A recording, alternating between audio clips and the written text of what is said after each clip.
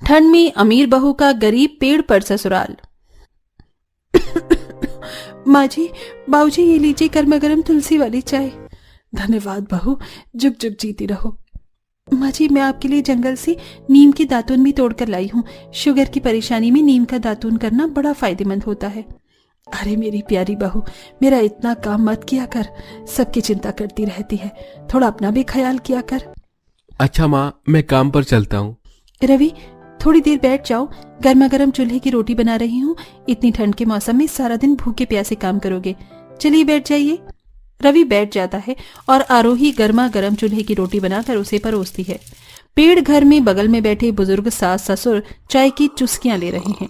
तभी कस्तूरी देवी डबडबाई आंखों से कहती है, यकीन नहीं होता रवि कि बाबू, शहर में सुख सहूलियत में रहती हुई लड़की केवल हमारे लिए संकरे पेड़ घर में गुजर बसर कर रही है।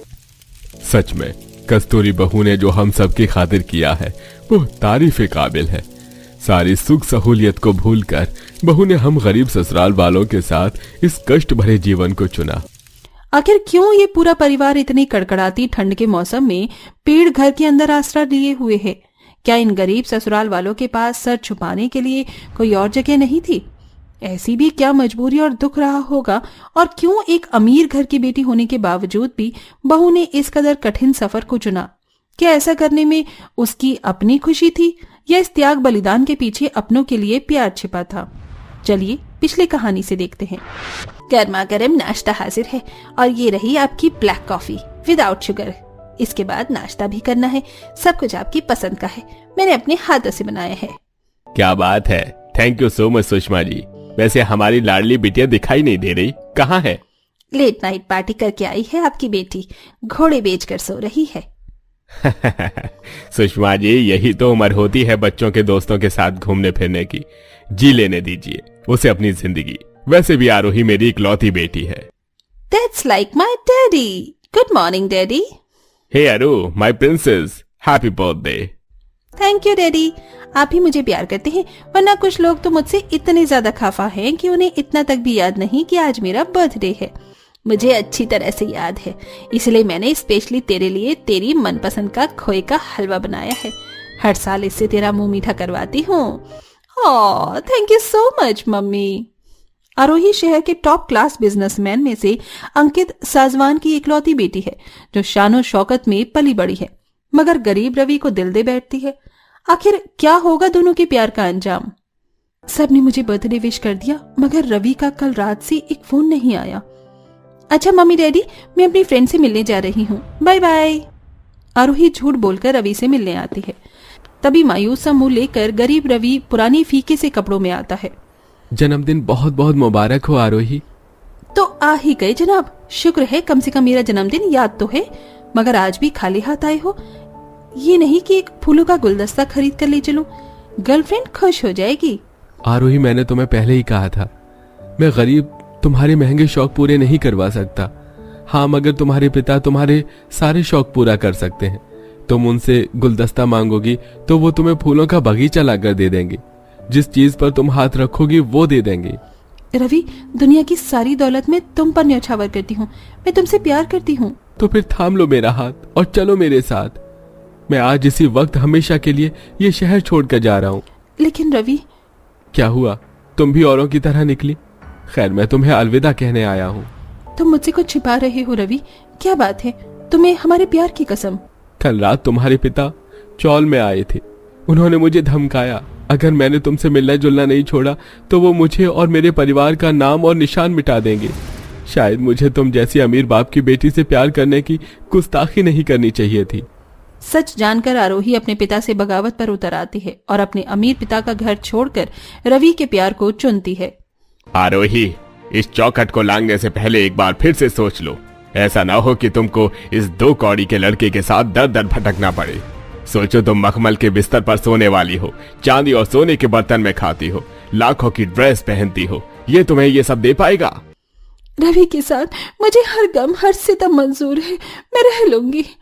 आरोही रवि से शादी रचाकर उसके गांव आ जाती है, जहां खेत खलिहानों के बीच से पगडंडी से तड़के सवेरे सवेरे गांव के लोग गुजर रहे थे।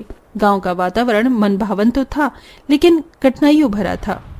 पता है आरोही, माँ और कंचन जब तुम्हें देखेंगे तो बेहद खुश होंगे। देख लेना। हाँ, तुम्हारा ससुराल मिट्टी का है, पुश्तों का बना पुराना मकान है, मगर मैं जल्द ही पक्का घर बना लूंगा। जैसे ही रवि गांव के भीतर पहुंचकर देखता है कि किस जगह उसका मकान था, वो मलबे में बदल चुका था, तभी पड़ोसी बाहर निकलकर आते हैं। रवि चिंता से भरकर पूछता है, मंदा काकी, यहाँ मेरा घर था, मेरे माँ बाबूजी, छोटी बहन, सब लोग कहाँ हैं? चल मैं तुझे ले चलती हूँ।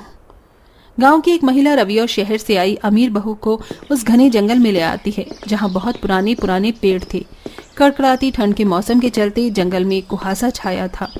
जंगली जीव जंतु ठंड से शोर मचा रहे थे। मेंढक टर टर कर रहे थे, गिलहरी पेड़ों पर उछल कूद कर रही थी। रवि, ये जंगल तो कितना घना है और कितने ज्यादा तापमान का ठंड है, और कितना दूर चलना है हमें। तभी गांव की वो महिला उन दोनों को एक अधकटे खोखले पेड़ जड़ में ले जाती है, जहां कस्तूरी, कंचन और अधेड़ उम्र के रामदास सर्दी के मारे कपकपा रहे थे। अरे आज तो ठंड जान लेके छोड़ेगी। अरे कंचन, आग सुलगाई क्या? नहीं बाबा, सारे पत्ते ओस से भीगे हुए हैं, आग नहीं पकड़ रही। हे भगवान, ये तूने हम पर कैसा कहर तोड़ डाला है। ऐसे ठंड के मौसम में पहले तो हमको घर से बेघर कर दिया, किसी तरह इस पेड़ घर में आग दाब कर गर्माहट मिलती थी, अब तो वो भी आस टूट गई। पेड़ घर के अंदर कड़कड़ाती ठंड में अपने गरीब ससुराल वालों को इस कदर रहता देखकर आरोही को धक्का सा पहुंचता है, क्योंकि वो अपने सारे सुख सहूलियत भरी जिंदगी को पीछे छोड़कर आई थी। कुछ देर में बहू और ससुराल वालों का मिलना जुलना होता है।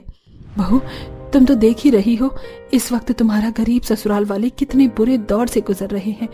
मैं तो कहूंगी तुम अपने पिता के घर लौट जाओ। तुम अमीरी में रही हो, इस पेड़ घर में कैसे रहोगी इतनी ठंड में? माँ जी, शादी के बाद लड़की का असली घर ससुराल होता है। मैं आप सब लोगों के साथ रहूंगी।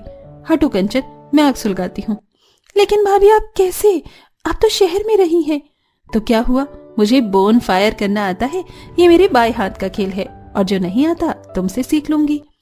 आरोही धुएं में भी अपना सब्र नहीं खोती और आग जलाती है, और सबके लिए मिट्टी के चूल्हे पर पत्ते झोंक कर खाना भी बनाकर खिलाती है।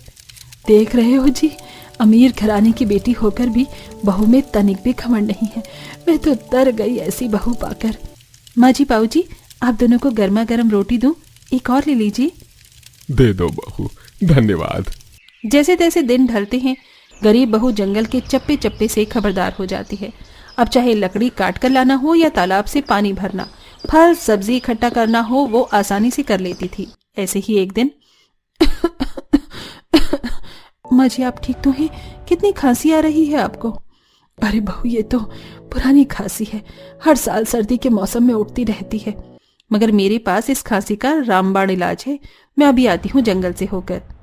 अरे मगर बहू, शाम ढल रही है, अब मत जाश, शाम को जंगल में जानवरों का खतरा मंडराता है। माँ जी, बस मुझे नीम के पेड़ तक ही जाना है, उसमें मधुमक्खियों ने छत्ता लगा रखा है। मैं वहां से थोड़ा शहद और तुलसी का पत्ता लेकर आती हूँ, और ईंधन के लिए लकड़ियां भी तो लाना है। ठीक है, फिर अपने साथ कंचन को भी ले जाओ। चलिए भाभी, मैं भी चलती हूँ। दोनों ननंद भाभी हाथों में मशाल लेके बाहर आती हैं, और बहू पेड़ की डाली पर चढ़कर शहद निकालती है। भाभी, बहुत संभाल कर करना, वरना ये मधुमक्खियां पूरे जंगल में फैल जाएंगी। फिक्र मत करो ननंद जी, बस काम बन गया। वैसे इस नीम के दातून से मुंह धोना माँ जी के मधुमेही रोग में लाभकारी है, इसे भी ले लेती हूँ। आरोही शहद के साथ साथ नीम के दातून तोड़ लेती है, मगर दोनों जैसे ही जाने के लिए पीछे मुड़ती हैं तो एक मोटा तगड़ा भालू उनके सामने था। भाभी, भालू, ये तो कितना खूंखार है। डरो नहीं कंचन, मैं हूं ना तुम्हारे साथ। हिम्मत जुटाकर आरोही आगे आकर आग की मशाल से भालू को भगाती है, मगर बचाव के लिए भालू के पंजे उसके हाथ पैर में लग जाते हैं। दोनों पेड़ घर में लौटती हैं। अरे आरोही, ये तुम्हारा खून कैसे निकल रहा है? भैया, वो जंगली भालू ने हमें घेर लिया था, मगर भाभी ने बहुत ही बहादुरी से मुकाबला किया। भाभी की वजह से हम दोनों बाल बाल बच गए, मगर न जाने कब तक हमें इस तरह खतरा मोल कर पेड़ घर में रहना पड़ेगा। इस तरह से आरोही उसके गरीब ससुराल वाले पेड़ घर के अंदर ठंड में उस भयंकर मौसम में संघर्ष भरी जिंदगी जी रहे थे। लेकिन उन्हें पेड़ घर में चैन और सुकून था, क्योंकि प्रकृति से उनका भरण पोषण आराम से हो रहा था। मगर थोड़े दिनों बाद रवि को एक बिल्डिंग तैयार करने का ऑर्डर मिल जाता है, जहां उसे परिवार के साथ रहने की जगह भी दी जाती है। ये जलने की बदबू कैसी? किचन में तो कोई भी नहीं है और ये बदबू कहाँ से आ रही है? इतना कहकर जैसे ही कोकिला अपने बहू के कमरे में जाती है तो वो देखती है कि सुष्मिता हीटर के सामने झपकियां ले रही है और उसका शॉल हीटर में जल रहा है। अब कोकिला जल्दी से शॉल में लगी आग को बुझाती है, हीटर बंद करती है और अपनी बहू पर चिल्लाते हुए कहती है, अरे महारानी, घर में आग लगाने के बाद ही उठेगी क्या? अब मेरा घर जलकर राख हो जाए, घर में रहने वाले लोग जलकर मर जाएं, लेकिन इस औरत को जरा भी चिंता नहीं है कि ये हीटर के पास बैठी हुई है। हाँ, कहाँ लगी है आग? आग तो उस दिन मेरे घर में लग गई थी जिस दिन मेरे बेटे ने ब्याह कर तुझे इस घर में लाया था। सुष्मिता की शादी को 2 महीने ही हुए थे और सर्दी आ चुकी थी। सर्दी में वो काम करके इतनी ज्यादा कांपने लगती थी कि तुरंत उसे हीटर की जरूरत होती। अब सुष्मिता हीटर के आगे बैठी ही होती है और उसका शॉल आग में जल जाता है और उसे पता तक नहीं चलता। माँ जी, मुझे जरा भी अंदाजा नहीं था कि इस शॉल में, इस हीटर में आग लग जाएगी। वो तो भला हो आपका कि आप समय पर यहाँ आ गई। दहेज में तेरे माँ बाप को ढंग का कोई सामान दिया नहीं क्या? लेकिन तू ससुराल में आकर तो ऐसे कर रही है जैसे किसी करोड़पति घर की बेटी हो। इतना कहकर कोकिला वहां से चली जाती है और पास बैठी सुष्मिता ठंड से और भी ज्यादा कांपने लगती है। लेकिन उस वक्त हुए इस गलती का एहसास सुष्मिता को था, लेकिन कोकिला अपनी बहू को कुछ ज्यादा ही सुना देती है और हीटर अपने साथ लेकर चली जाती है। और कोकिला ऐसा हर बार करती जब भी सुष्मिता हीटर लेकर बैठती। लेकिन कोकिला अपनी बहू के साथ ऐसा अत्याचार क्यों कर रही थी? क्या बिजली के बिल की वजह से कोकिला अपनी बहू को हीटर चलाने नहीं दे रही थी, या इस अत्याचार के पीछे कोई और वजह थी? जानने के लिए हमें कहानी में थोड़ा पीछे चलना होगा। कोकिला ने अपने बेटे साहिल की शादी 2 महीने पहले ही की थी।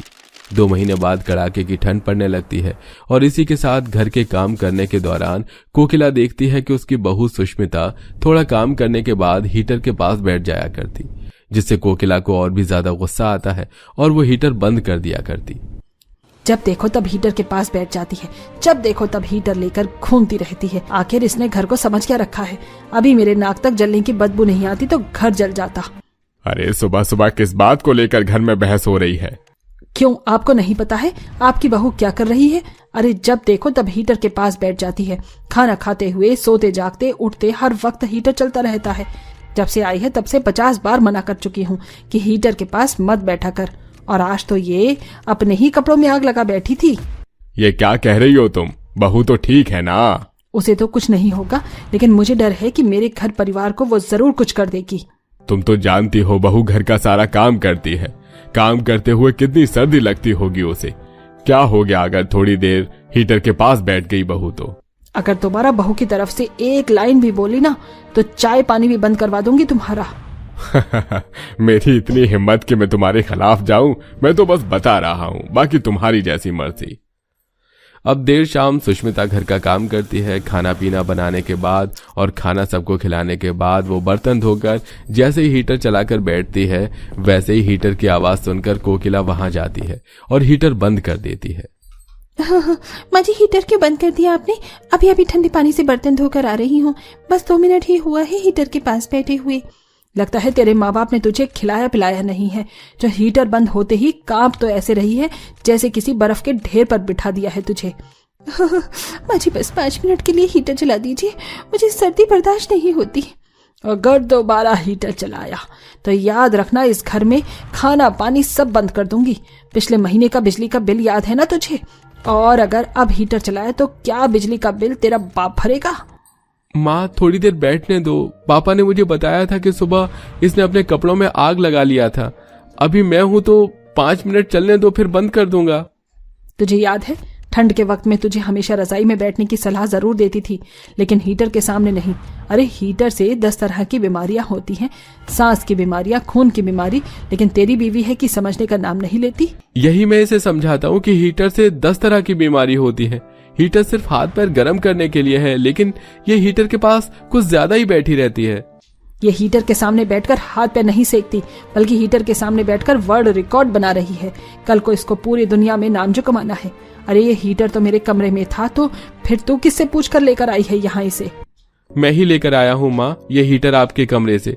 अभी आप इसे ले जाइए, और तुम्हारा अगर घर का काम हो गया है तो रजाई में बैठ जाओ। सुष्मिता हीटर को छोड़ने का नाम ही नहीं ले रही थी, लेकिन कोकिला घर में किसी सदस्य को भी हीटर के सामने 5 मिनट से ज्यादा नहीं बैठने देती, क्योंकि उसे पता था कि हीटर से 10 तरह की बीमारियां होती हैं।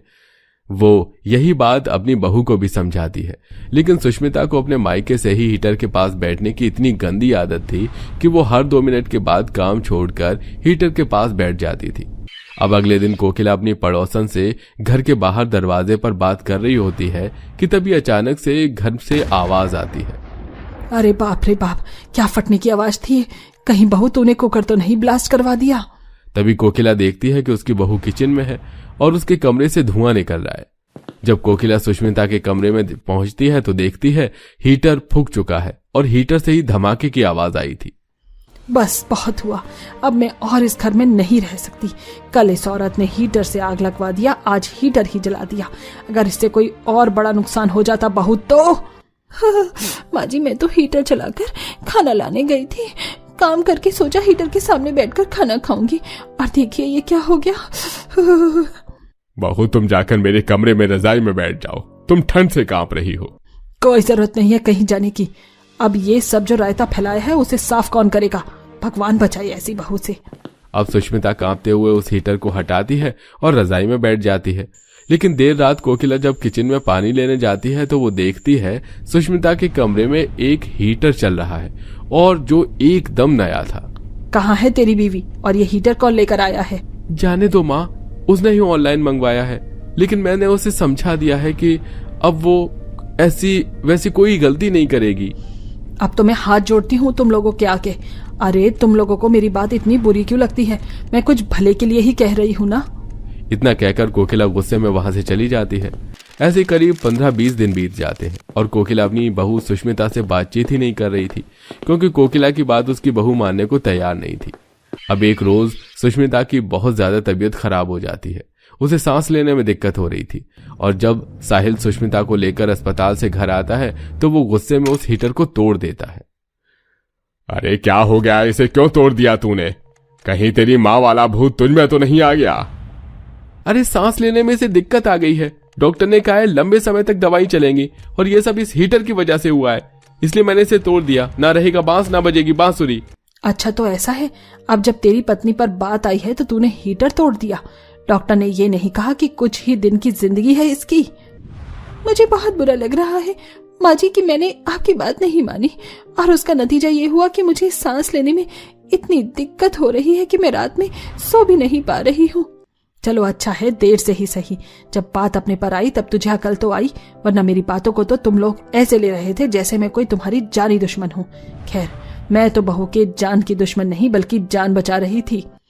मुझे इस बात का अफसोस है माँ जी कि मैंने आपकी बातों को नजरअंदाज किया। देर से ही सही, लेकिन सुष्मिता को अकल तब आती है जब उसकी तबीयत ज्यादा बिगड़ जाती है। उससे पहले वो अपनी सास कोकिला की बातों को समझने की जगह दिल पर लगाकर बैठ जाती थी, जिसका नतीजा आज सुष्मिता भुगत रही है।